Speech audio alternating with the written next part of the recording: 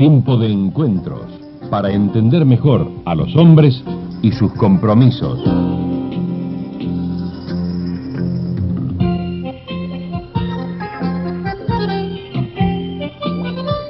Un tiempo para enfrentar el desafío del futuro y las obligaciones del presente.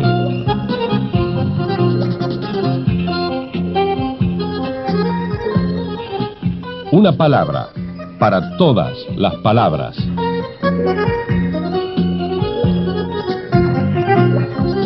Interrogatorio.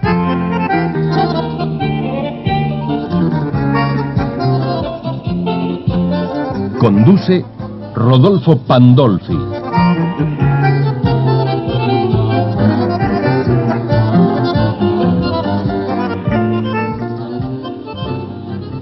Doctor Olin, estamos aquí en su casa y usted no sale de su casa. ¿Está enfermo? ¿Qué le pasa? Bueno, dicen que no estoy enfermo, pero que estoy impedido. ¿Y cuál es? ¿Es un tecnicismo? Es un dolor, sí, es un dolor que no lo tiene nadie. Bizantino, ¿no? Es una lumbalgia que me llaman y además tengo alguna vértebra que está mortificada. Entonces hay que ponerla a punto y esto le trae una inhabilitación de movimiento. Por eso el remedio no está en tomar remedio, sino en quedarse quieto en la cama. A mí no me convence mucho, pero es de esta manera. De modo tal que eso no me impide conversar con ustedes y estar tranquilamente con todos. ¿Y pero no hay... sí me inhabilita para poder caminar, andar. ¿Y no hay tratamientos más? Podría haber tratamientos de... calor, por ejemplo. Bueno, eso ya no lo hicimos, pero ya tenido el diagnóstico no resultó necesario. Usted puede aliviarlo con calmantes. Pero estos médicos que me asisten no quieren utilizar el calmante porque dice que de esta manera yo voy a actuar como si no tuviera nadie y voy a mortificar más la dolencia. Pero de cualquier manera ya ve que tengo el placer de recibirlos acá y conversar con ustedes. Muchas gracias, doctor Bolín.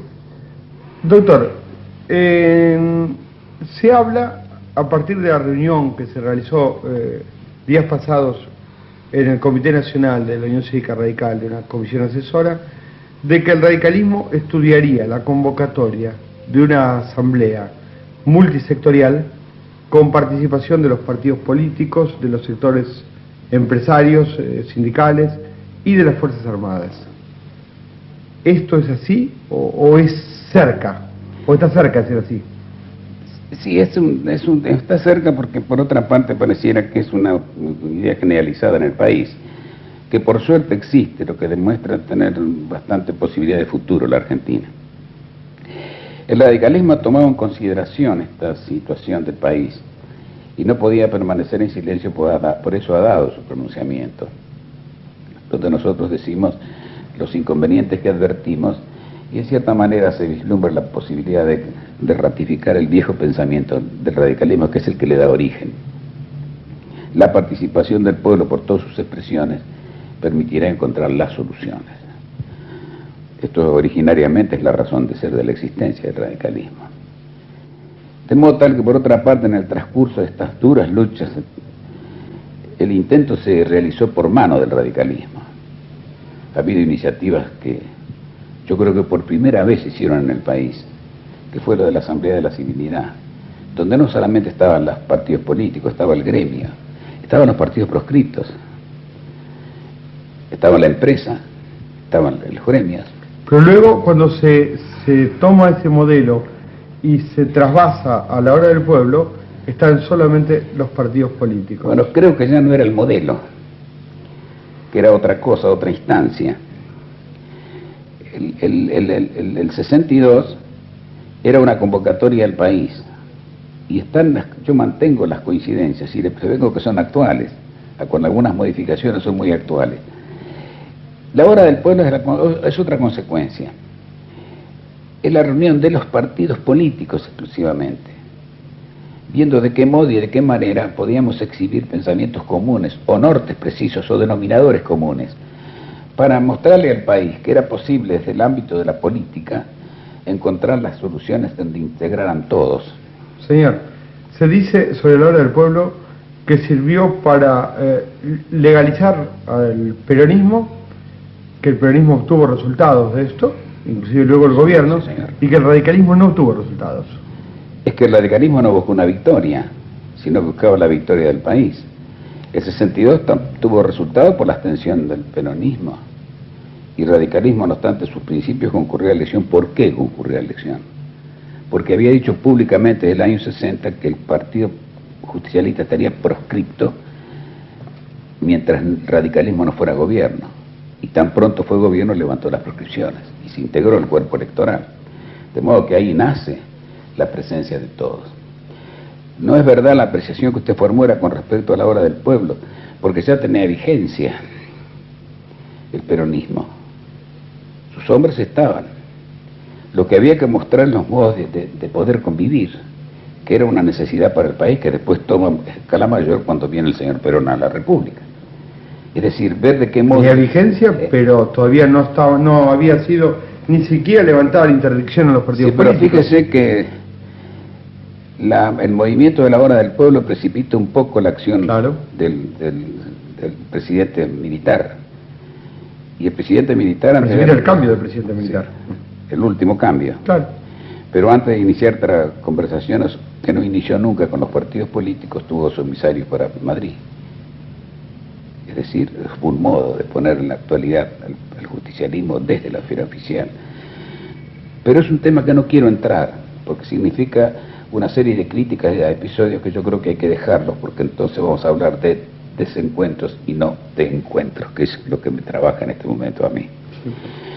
De cualquier manera le digo que es verdad que subsiste en el radicalismo la idea del conjunto nacional, naturalmente que custodiando las individualidades que hacen a la democracia representativa.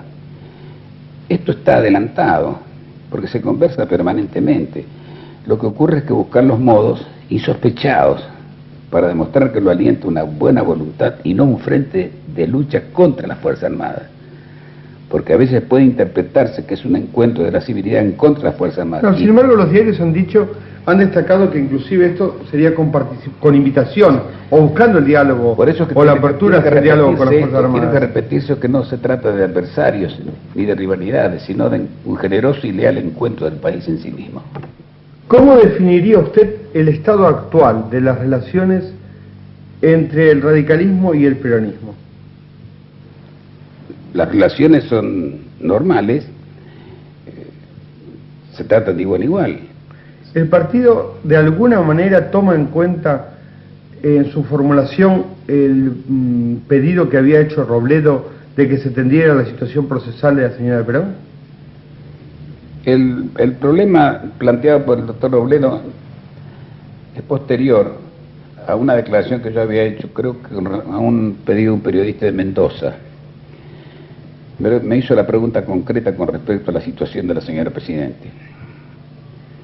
Y le contesté con mucha naturalidad, en el sentido de que la detención o el procesamiento de quien ha ejercido la primera magistratura de un país, de este y de otro país, quiera sea o no, tiene connotaciones políticas, consecuencias políticas. De modo tal que en la Argentina la tiene. La agrava y la exhibe la demora judicial.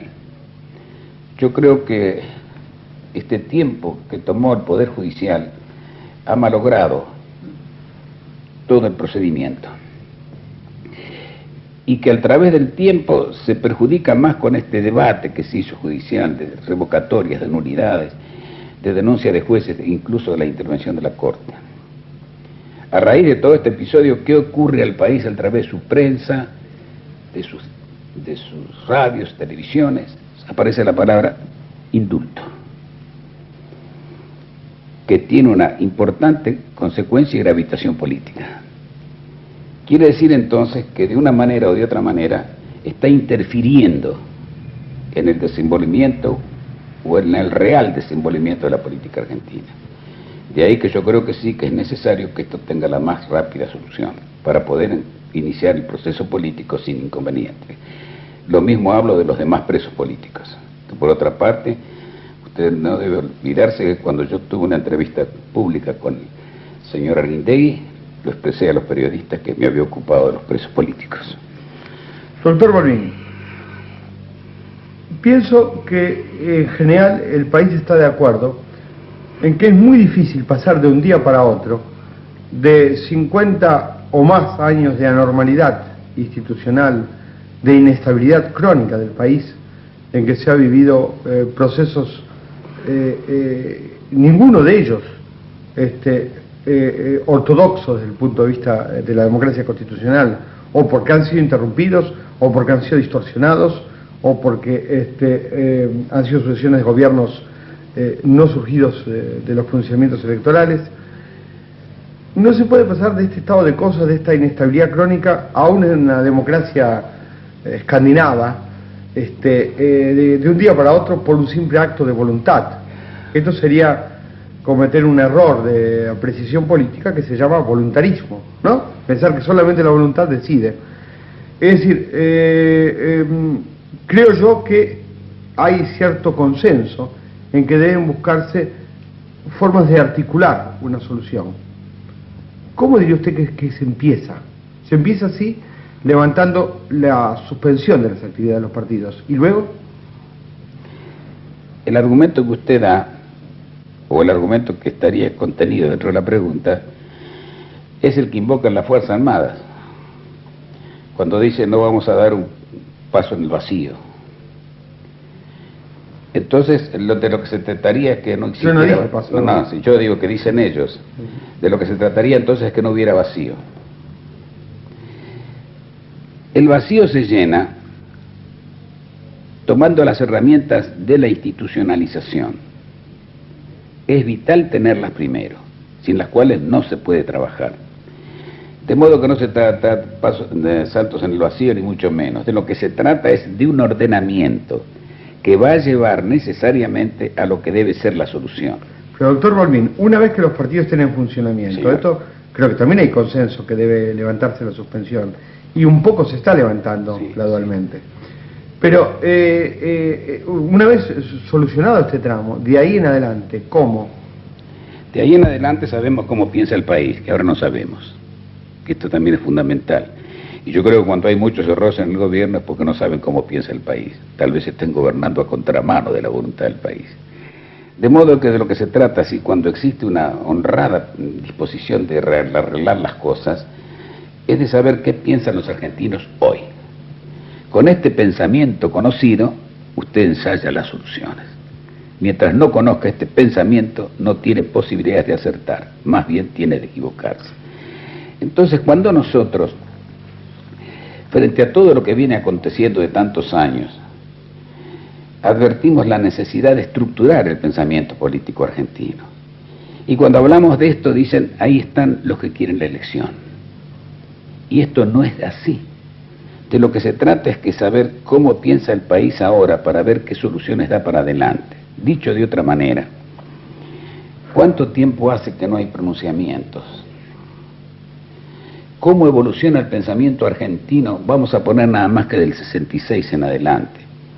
Esa revolución no definida y que todos no hablan de ella porque no saben qué decir de eso. Los gobiernos militares que se sucedieron que terminan en una crisis del proceso, no en una victoria del proceso. Traen una solución política inestable, porque fue inestable los preparativos para ese proceso.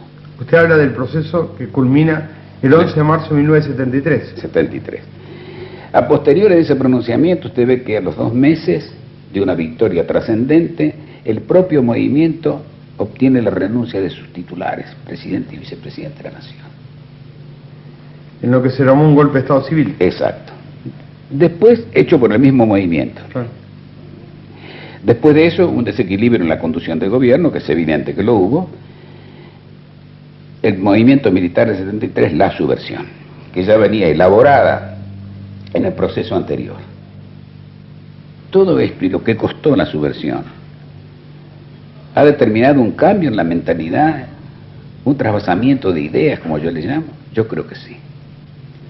Si usted me preguntara, como le he dicho a muchos periodistas, si el radicalismo estaba mejor ahora que antes, le tendría que decir, por lo que he andado y por lo que he visto, me parece que sí, pero no se lo puedo demostrar. ¿Pero cómo lo demostramos? Con la organización. Porque mucha gente en Argentina va a querer tomar participación. Mucha gente se ha dado cuenta de que no se podía ser independiente, que tenía responsabilidades. Los que no quieren esto dicen que hay indiferencia. Los que no quieren esto, es decir, que dicen que estamos en presencia de una juventud desanimada, y yo sostengo lo contrario, que lo que está esperando es el mecanismo que le permita actuar. Y casi le podría decir que se va a asombrar la civilidad de ver la participación de valores que hasta hace poco estaban retenidos por hábitos desconocidos, Iríamos bien, doctor, si usted me por permite. desconfianzas. Yo diríamos bien, doctor, si usted me permite, que sobre todo en la juventud, la experiencia es que hay bruscos saltos en los estados de ánimo, ¿verdad? Las experiencias son estas. Y que, por ejemplo, de la gran pasividad del 67 se pasa a la hiperpolitización del 68. Es decir, que hay saltos muy bruscos, propios y muy peligrosos, estos saltos, ¿verdad? Muy bruscos y muy peligrosos. Las consecuencias la vez pasada, es decir, de la despolitización más acentuada se pasó a una hiperpolitización violenta, sin transición, con todos los riesgos que se han debido afrontar. Yo veo que es posible que, abiertos los instrumentos, la juventud participe, pero es cierto también que está en este momento retraída. Bueno, pues hay que demostrar si va a tomar o no va a tomar participación. Y mientras no tengamos los instrumentos... No es bueno que esté retraída, es malo. Es malo, por Claro. eso tenemos que demostrar que no va a estar retraída. Y para esto no hay no es un desafío ni una apuesta, sino iniciar el proceso de buena voluntad y con buena fe. Organizar los partidos no es organizar una elección, es organizar el pensamiento. De modo tal que usted tiene las autoridades que surjan de estas expresiones políticas, el tiempo necesario para que se consoliden sus respectivas convicciones, para que se actualicen si es necesario. Doctor, ¿quién va a ser el presidente del radicalismo? El ¿El que doctor decida- Ricardo Balbín El u que otro? decidan los afiliados, el que decidan los afiliados. Tenemos un montón de presidentes, Tenemos un gran contenido humano nosotros, que lo queremos poner de manifiesto. Esta es una cosa que tiene bastante relación con lo que estamos conversando. Lo repito siempre porque es una cosa Si los afiliados deciden que el doctor Balbín sigue siendo el presidente del Comité Nacional. ¿Cómo? Si los afiliados deciden que debe ser el doctor Balbín. Bueno, tiene que ser delegado por la provincia de Buenos Aires, y es un paso previo, que quién sabe si se produce.